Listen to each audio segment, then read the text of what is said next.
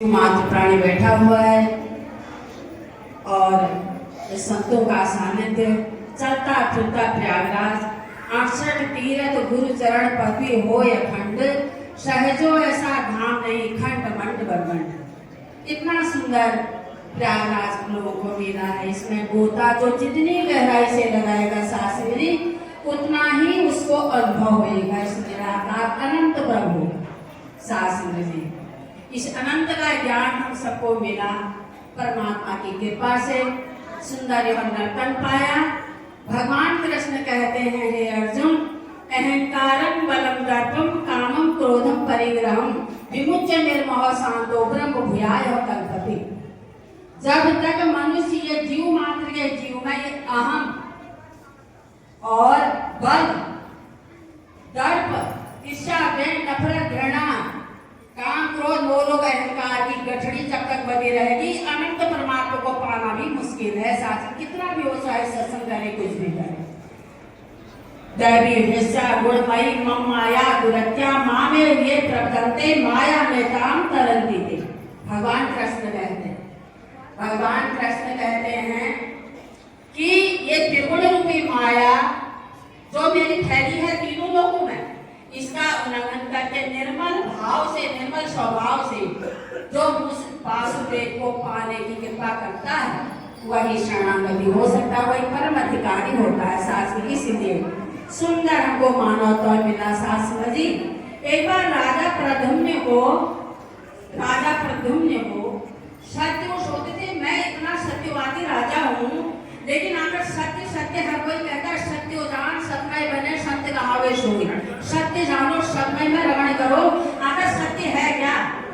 तो राजा प्रद्युम्न चल बसे, निकले खोज न निकले तो उन्होंने देखा एक जगह पर एक मैले चले वस्त्रों में एक फकीर बैठा हुआ है, ध्यान मस्त हुए हैं।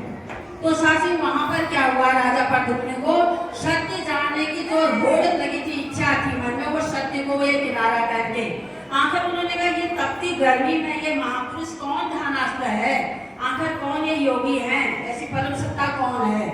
तो वहां पर जब उन्होंने ध्यान से हटे तब उन्होंने राजा प्रद्युम्न ने पूछा कि हे भगवान आप कौन हैं? इस सर्दी गर्मी बरसात में इस तपती धूप में यहाँ पर बैठे हैं ध्यानस्थ, आखिर आप हैं कौन? तो उन्होंने कहा राजा प्रद्युम्न से, मैं पिछले जन्म में एक शूद्र था और दरिद्र था, मेरे पास खाने पीने को कुछ भी नहीं था, मैं इतना प्यासा था, मैं सरोवर के पास गया। ये सत्य की खोज की बात हो रही शास्त्र। मैं सरोवर के पास गया तो वहाँ काई लगी थी और जैसे मैंने काई हटाई मैंने विशाल शिवलिंग को सरोवर के अंदर पाया। तो मैंने डुबकी लगाई सरोवर में, मैंने जल नहीं पिया और सरोवर में डुबकी लगाई तो मैंने एक कमल का पुष्प चढ़ाया और शिवलिंग के ऊपर चढ़ाया, वहां से बाहर निकल गया। मैंने पानी जल नहीं पिया, ग्रहण नहीं किया। मैं 4 कदम आगे बढ़ा, मेरा शरीर शांत हो गया। मुझे शूद्र रूप में, जो मैंने शूद्र उसमें परिवार में मैंने जन्म लिया था, भूखा प्यासा दरिद्र रूप में था, वहां से मुझे मुक्ति मिल गई। आखिर मैंने ब्राह्मण घर में 30 परिवार में जन्म लिया, वहां मुझे 100 वर्ष तक जीने का अधिकार मिला। आखिर मुझे भगवान शिव ने दर्शन दिए और भगवान शिव ने कहा अब मांगो, मैं तुम्हारी इस कटु भक्ति क्यों?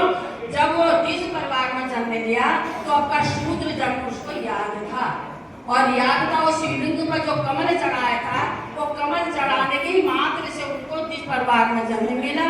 और जन्म मिलने के बाद जब उन्होंने कहा प्रभु मुझे अजय होने का वरदान दे दो, तो भगवान भोलेनाथ ने कहा ऐसा नहीं हो सकता है, क्योंकि जो पंच भौतिक शरीर के संसार में आता है उस प्राणी को यहाँ से जाना होता है। तो वो शरीर मेरा छूटा, उसके बाद मुझे काकभूषण के रूप में जन्म मिला जो आगे अजय हैं।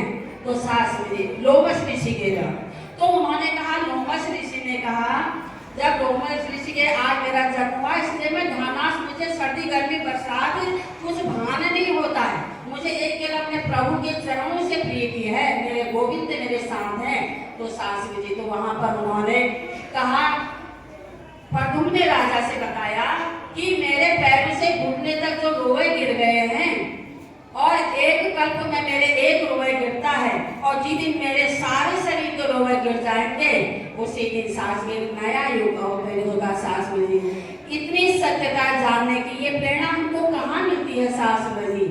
ये हमको संतों के सानिध्य मिलता है, और ऐसे ही संत त्रिकाल कश्यप हमको यहाँ पर प्राप्त हुए। सास में जी काकभूषण जी के पास जब भोलेनाथ हंस रूप में जाते हैं सास इस संत सरोवर में गोता लगाने के लिए, तो सास में जी वहाँ पर हमारे गुरुअष्टक गीता में कहा गया, गुरुअष्टक जी जो आज लोगों से बताते हैं जिनके टेढ़े बेड़े थे, पिता के माता के गर्भ में जो उन्होंने पैर मारा था, मुझे उपदेश क्यों दे रहा, वहां से ही उनका शरीर आज जगह से टेढ़ा बेड़ा होने के कारण वो भी कहते हैं शरीरम स्वरूपम तथा वकलत्रम यशचारु चित्रम धनम मेरुतुल्यम मनश्चैन लग्नं गुरुरं भ्रपभे तथा किम। हे जीव मात्र प्राणी, अगर सुंदर शरीर मिला है, स्वरूप भी मिला है, धनवान भी हो, गुणवान भी हो, चारों तरफ आपकी यशकीर्ति भी फैली है, अगर संतों के सामने में आपको अनंत प्रीति नहीं है तो क्या फायदा, क्या फायदा, क्या फायदा। इसलिए शास्त्री ज्यादा न बोलते हुए परम पूज्य प्रभु मेहताब बाबा जी के जो ये सुंदर समागम चला है, और अगले महीने में 13-14 में परम पूज्य बाबा धीर सिंह महाराज जी के सुंदर ऐसे ही संत समागम आने वाला है। तो निकट हम बड़े भाग्यशाली, हमको ऐसे संतों के सानिध्य में अवसर मिलता है नतमस्तक होने का, अपने आप को जानने का, अपना जो प्राप्त करने का। शास्त्र में प्यास के सद भगवान की